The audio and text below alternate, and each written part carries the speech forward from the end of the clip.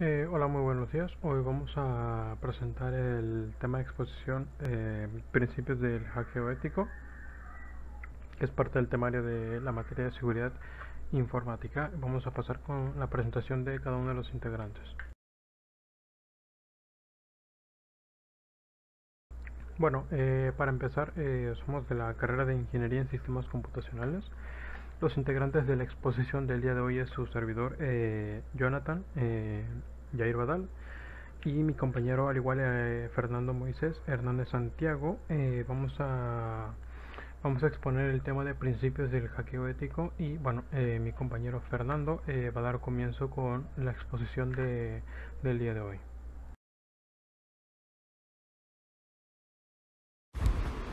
Bueno, vamos a hablar de qué es el hacking o hackeo ético. El término de hacking ético es cada vez más popular. Se trata de una práctica a la que muchas empresas tecnológicas o con un nivel de digitalización elevada suelen recurrir. La piratería ética efectiva se basa en el conocimiento de la red, del sistema, el equipo, la interacción del usuario, las políticas, los procedimientos, la seguridad física y la cultura empresarial. A partir de esta conjetura se podría definir qué es el hacking ético. La protección de los sistemas y redes actuales requieren una comprensión amplia de las estrategias de ataque y un conocimiento profundo de las técnicas, herramientas y motivación de la piratería informática. El crecimiento o el creciente uso de las metodologías de ataques de ingeniería social exige que cada probador sea consciente de la organización y los hábitos del usuario de TI, que es personal. En ocasiones se opta por personal interno responsable dentro de la empresa de poner a prueba la vulnerabilidad de la infraestructura, pero también es complicado para los pymes de menor tamaño. Por ello es posible que opten por recurrir a empresas de ciberseguridad que ofrecen un servicio de consultoría externo, pero que les permita estar preparados para ataques de piraterías con malas intenciones. En algunos casos, estos consultorios podrían recurrir a hackers éticos que puedan asegurarse de detectar cualquier punto débil de la seguridad. ¿Qué es el hacking ético y sus utilidades? El hacking ético se define a través de lo que hacen los profesionales que se dedican a ellos, es decir, los piratas informáticos éticos que no recurren a estas prácticas con fines delictivos. Tradicionalmente asociados a estas acciones, estas personas son contratadas para hackear un sistema y identificar y reparar posibles vulnerabilidades, lo que previene eficazmente la explotación por el hacker malicioso. Son expertos que se especializan en las pruebas de penetración de sistemas informáticos y de software con el fin de evaluar, fortalecer y mejorar la seguridad. Podemos decir que se encargan de implementar un hackeo ético para poder poner a prueba la seguridad del sistema. Este tipo de piratas informáticos o tipo hackers a menudo se denominan como hackers de sombreros blancos, con el fin de diferenciar de los piratas informáticos criminales que se conocen como hackers de sombreros negros. Una de las armas más poderosas en la lucha contra los ciberdelincuentes ha sido la de los piratas informáticos. Los profesionales con un profundo conocimiento de cómo penetrar la seguridad de una infraestructura en línea implementan medidas y cortafuegos comúnmente para encontrar vulnerabilidades que aquellos del otro lado espectros de piratería moral buscarían explotar.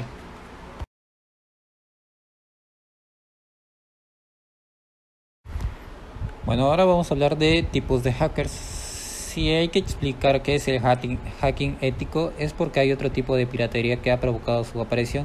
Como imaginaríamos, no todos los tipos de hackers son éticos. Existen gran variedad de ciberdelincuentes que ponen a prueba las medidas de seguridad de la infraestructura de la IT, pero con claros fines maliciosos. Generalmente roban información, pero también en ocasiones para algún tipo de estafa o suplantación de identidades.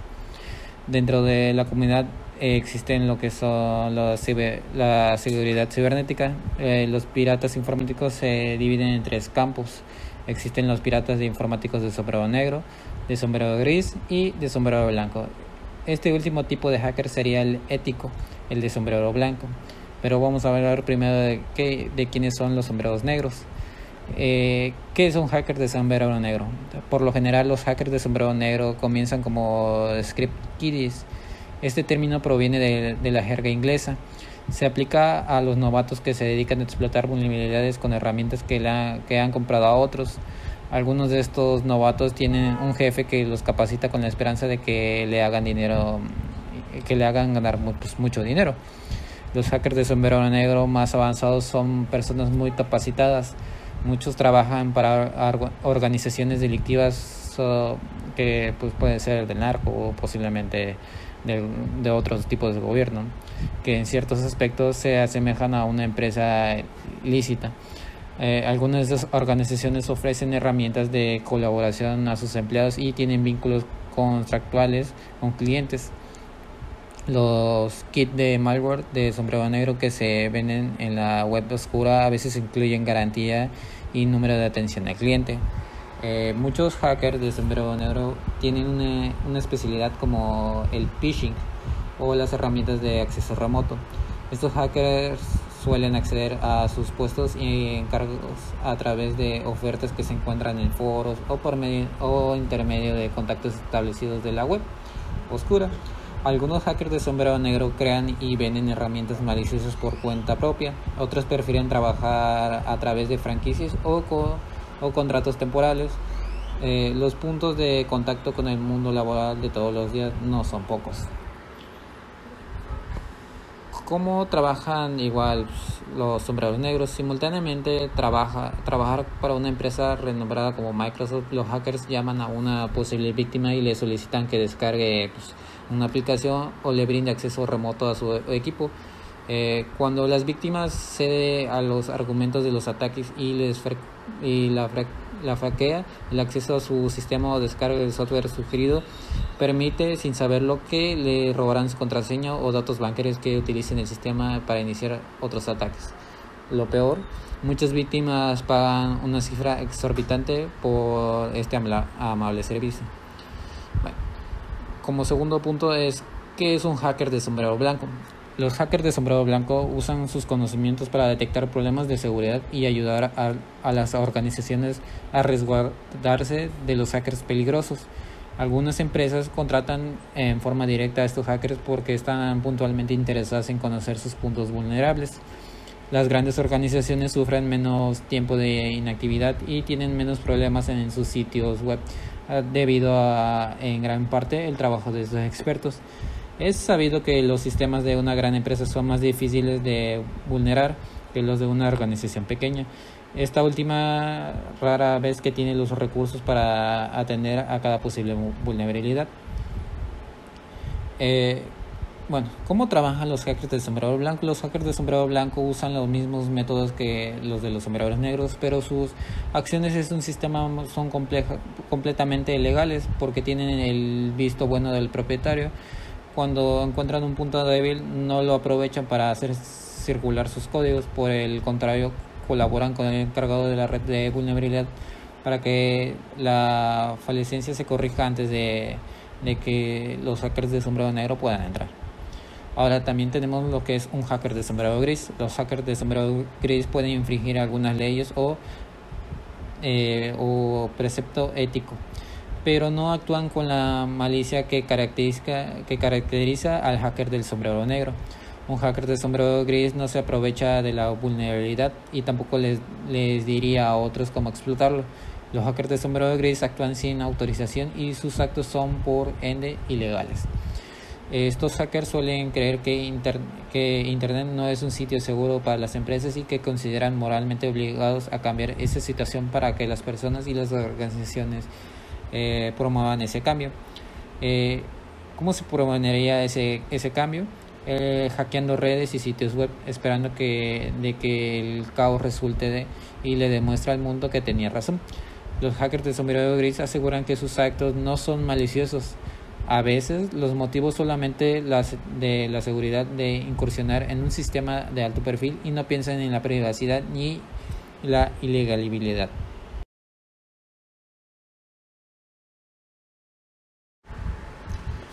¿Es legal el hacking ético?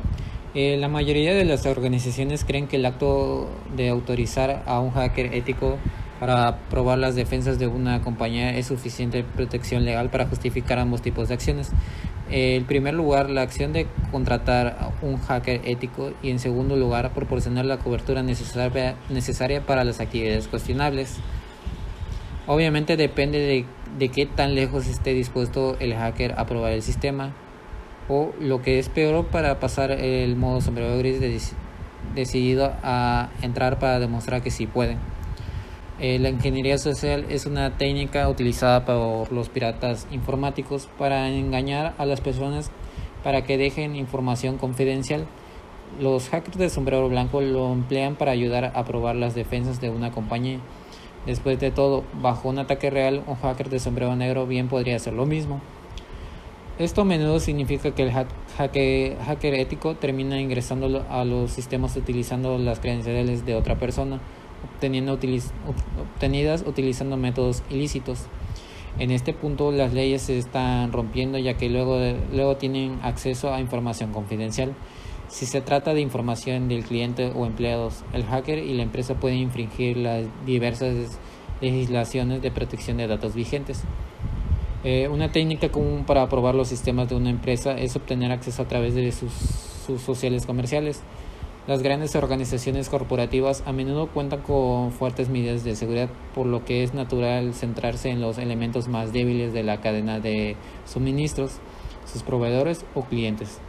Pueden ser compañías más pequeñas con protecciones limitadas, pero que tienen acceso a privilegiado a los sistemas proporcionados por las grandes empresas.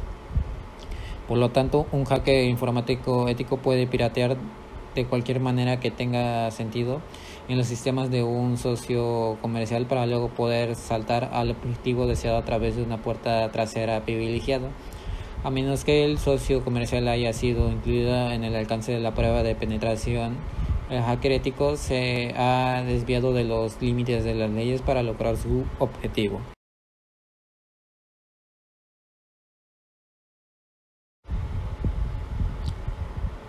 Beneficios del hacking ético para las empresas.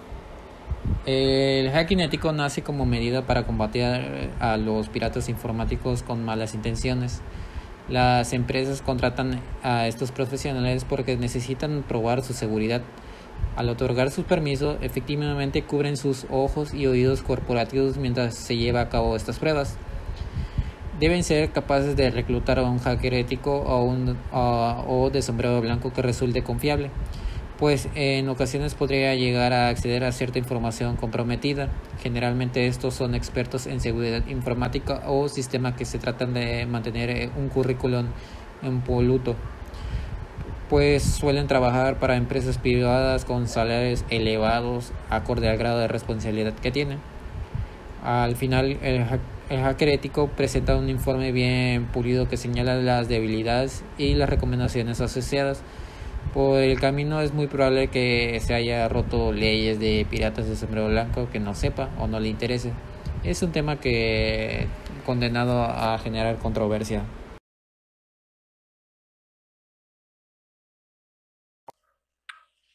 Ok, bueno, vamos a comenzar hablando de lo que es el que evalúa el hacker ético. Pues vamos a ver en qué aspectos es que se centra. Y bueno, como primeramente, los servicios con mayor frecuencia que ofrecen los hackers blancos o hackers éticos a las empresas son las pruebas de penetración. Con la intención de analizar si la compañía está preparada para soportar un ataque sofisticado, que quiere decir que es un ataque desde afuera, es decir, por un hacker o una persona externa o por un atacante interno con una conexión a red local. Durante las pruebas de penetración, según se analiza tanto la red interna como Internet, aplicaciones expuestas, puertos, avenidas de acceso. Además, se hacen pruebas de contraseñas. Al mismo tiempo, se analiza la red inalámbrica. De esta se revisa la configuración, si hace sniffing de tráfico, contraseñas, intentando penetrar y romper el cifrado. Al igual, la parte de la auditoría incluye también revisar modems, VPNs, páginas web, incluso se hace ingeniería social, es decir, trabaja con el personal o con los asociados de la empresa para ver si se dejaría engañar para proporcionar contraseñas o accesos a la red. De igual forma, se mide el nivel de respuesta a incidentes internos. También se busca emular si un empleado de bajos privilegios podría tener acceso a estados financieros o a la nómina de la compañía, o información confidencial de la compañía, tal vez algún próximo proyecto, que eso solamente sea información que esté en manos de las empresas y de las direcciones de la empresa. Además se consideran los valores de los activos, al igual se considera la criticidad de la vulnerabilidad y la probabilidad de un ataque, al igual el impacto que podría tener sobre este, la forma de corregirlo y el esfuerzo requerido para ese ataque.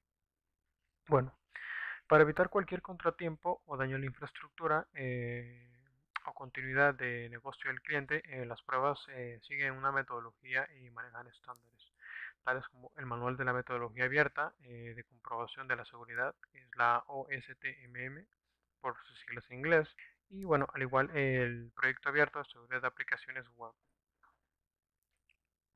Y bueno, según el mapa de la OSSTM, las secciones en las cuales se aplican el hacking ético son las que veremos a continuación.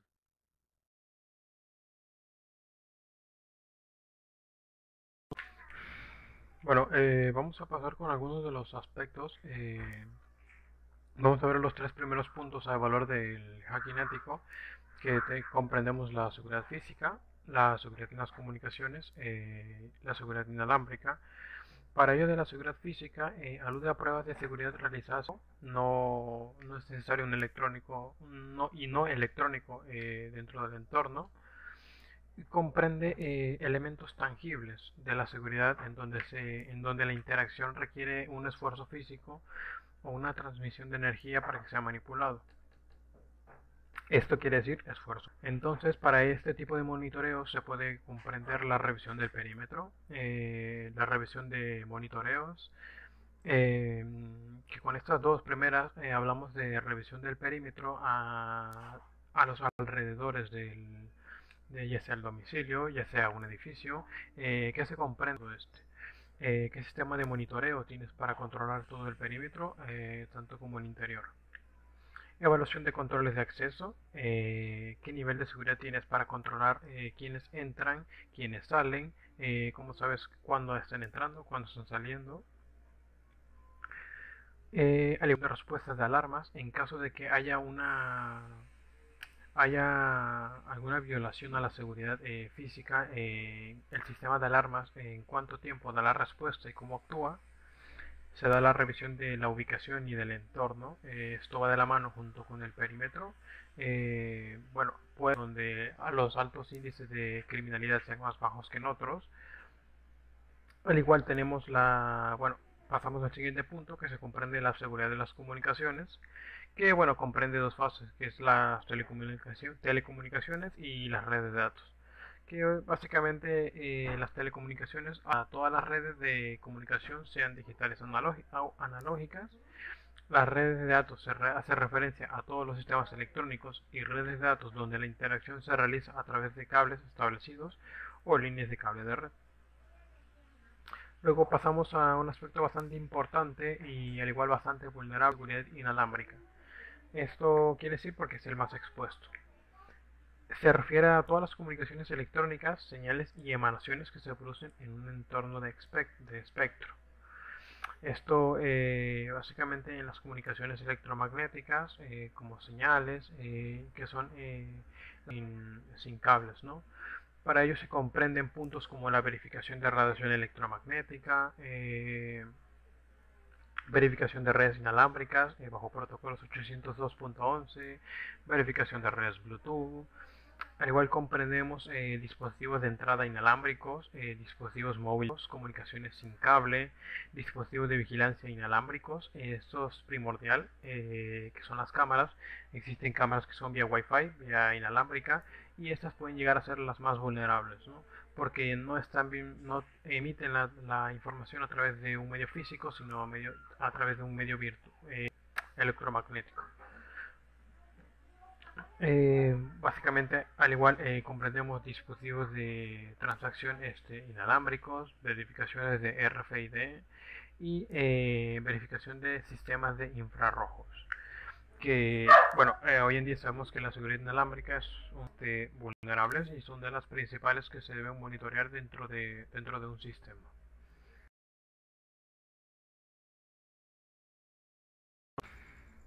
Bueno, vamos a continuar con los siguientes puntos y nos vamos a referir a lo que es la seguridad de las tecnologías de Internet. Más que nada esto se refiere a las pruebas de intrusión efectuadas a aplicaciones web. Tales pruebas son esencialmente comprobar que una aplicación es en ejecución remota o local sin saber el funcionamiento interno de la aplicación para encontrar vulnerabilidades de seguridad. Algunos de los campos a revisar dentro del hacking ético para este tipo de evaluaciones encontramos la logística de controles, el sondeo de red, identificación de los servicios del sistema, búsqueda de información competitiva, revisión de la privacidad, al igual que la obtención de documentos, búsqueda y verificación de vulnerabilidades, testeo de aplicaciones de Internet, el enrutamiento, que es bastante importante, el testeo de sistemas confiados, testeo de controles de acceso, testeo de sistemas de detección de intrusos, descifrado de contraseñas, testeo de contingencias, negación de servicios y políticas de seguridad, ¿no? Uno de los principales y los más comunes ataques y vulnerabilidades es la negación de servicios.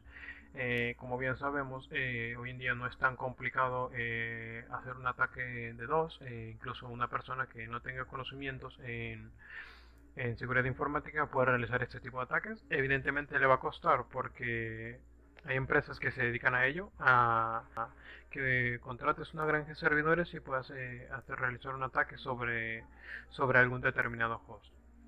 Luego tenemos como siguiente rubro que es la seguridad en el resguardo de información, que aborda los medios empleados para el almacenamiento adecuado de la información. Esto va ligado y esto va de la mano a mano junto con los controles de empleados para su seguridad, ¿no? ¿Qué tan privada es la información dentro de la organización? ¿Qué tan privada y tan confidencial es la información que se maneja en niveles directivos? Y bueno, básicamente se refiere a la forma de cómo la empresa o cómo es que la organización o cómo es que la persona puede resguardar su información para mantenerla de forma segura, ¿no?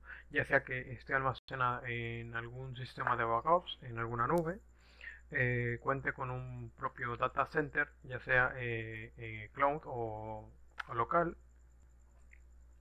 Y luego tenemos la seguridad en los procesos, que básicamente representa un método para lograr accesos privilegiados a una organización y sus activos mediante la ayuda involuntaria del personal de la organización, en especial con la ayuda de aquellos que resguardan los puntos de accesos principales, que es como la información. Esto se hace por medio de medios de comunicación tales como el teléfono, el email, los chats, tablones de anuncios, entre otros que son incluso más sencillos. Se realiza de una manera fraudulenta con la finalidad de obtener una posición privilegiada, entre comillas. En este rubro, la aplicación de hacking ético se emplea para el medio de la práctica de la ingeniería social, la cual es una técnica especializada o empírica del uso de acciones estudiadas o habilidosas que permiten manipular a las personas para que voluntariamente realicen actos que normalmente no harían, ¿no? Algunos de estos que son bastante fáciles y bastante comunes es que llaman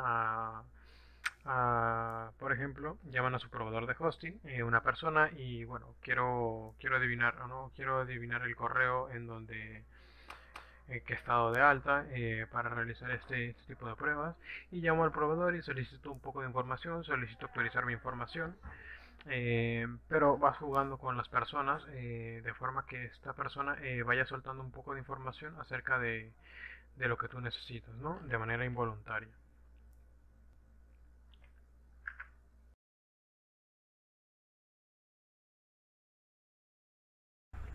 Bueno, y lo que es ya en conclusión, el hacking ético es una técnica aplicada a distintos escenarios, por lo que es importante hacerlo con el conocimiento de las personas que se van a ver beneficiadas, ¿no? Que es la organización. Así la relación entre detección y explotación de vulnerabilidades existentes podrá controlarse de la mejor manera posible. Esto quiere decir que para realizar este tipo de pruebas siempre debe haber el conocimiento de alguna persona, especialmente de las cabezas o de las direcciones de las empresas, ya que, bueno, si tú haces una prueba, un testeo de dos a su página y a su servidor, puede que ellos noten, puede llegar a ser tal grave el nivel de ataque sobre la página o el servidor que terminará rompiéndolo de alguna u otra forma. Y bueno, otro problema más grave sería que la empresa no tenga un backup de su servidor o de su sitio web después del ataque y bueno, sea información que ya no se puede recuperar, sino eliminarla y volver a recrearla. Para ello es importante siempre determinar procesos para empezar este tipo de evaluaciones, ¿no? Quiero hacer un ataque 2 sobre tu servidor. Bueno, primeramente hay que revisar backup desde cuando tienes. Bueno, si es tu backup siempre tiene que ser el mismo día antes de empezar la evaluación o ese mismo momento antes de empezar la evaluación del ataque 2, para que de esta forma puedas evitar el problema de romper el servidor o romper de alguna forma dejarlo sin sus funciones principales, porque ese tipo de ataques incluso solamente con la cantidad de información puede llegar a dañarlo o a romperlo, que será necesario darlo de baja y subir el backup que se hizo previo a la prueba, ¿no? Lo mismo pasa con los sistemas de seguridad física. Siempre hay que estar informados de que, bueno, va a entrar una persona ajena a la empresa, etcétera. Tal vez porque entras tú sin avisar y por cualquier razón del mundo se llegan a dar cuenta de que entraste, estarás metido en un problema que sería básicamente invadir una propiedad privada.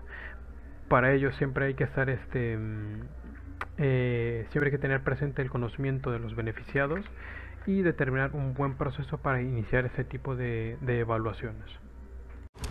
Bueno, y como conclusión, como ya hemos referido a los tres tipos de hackers de sombrero que existen, nos damos cuenta que el hacker ético o de sombrero blanco no es como tal una mala opción.